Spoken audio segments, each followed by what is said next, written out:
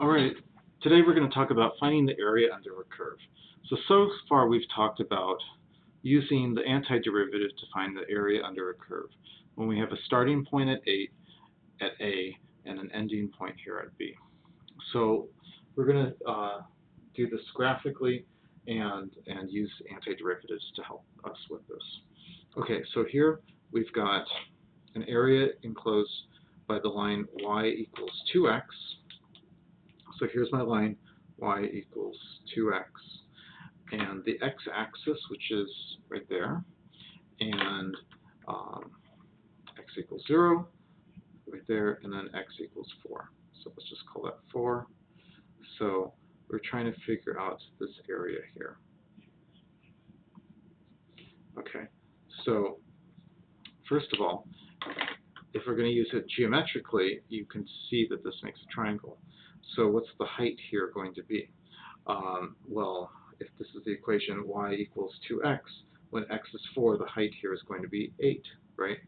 So this is a triangle, so the area is 1/2 base times height, so 4, and the height is 8.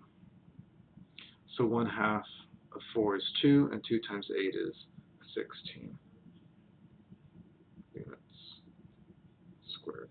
Okay, so we already know the area is going to be 16 units squared. Now let's do this using antiderivatives.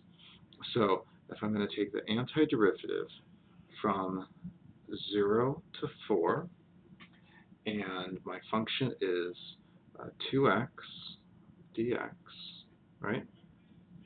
Okay, so what is the antiderivative of this? So the power increases by 1, so now I've got x squared, and then it's going to be divided by 2. But we also have this 2. The reason it's divided by 2 is because this power has increased by 1, so now we have to counter that by dividing by that. But we already have this 2 already here. So, so this simplifies because the 2's cancel out. So we've really got x squared from 0 to 4. Okay, so we're going to plug in 4 in for x, so now we've got 4 squared minus 0 squared, which is 4 squared is going to give me 16 minus 0, which is equal to 16 units squared, which is the same as if you were solving for the area of a triangle. Now, you might say, well, what's the point of doing it one way or the other? This is showing how it works when we have a linear equation. It's a little trickier when we've got a curve, right? So here we've got this equation, y equals x squared plus 1. So there's that equation.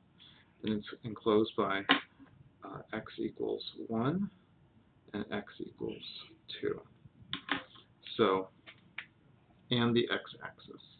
So if it's in between these three things, then my shaded area is going to be right in here.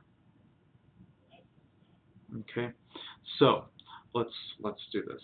So how would I write this as a antiderivative integral? So we know that our function is x squared plus 1, and it's going from 1 to 2, and you always have to put dx to represent what variable we're taking the antiderivative of.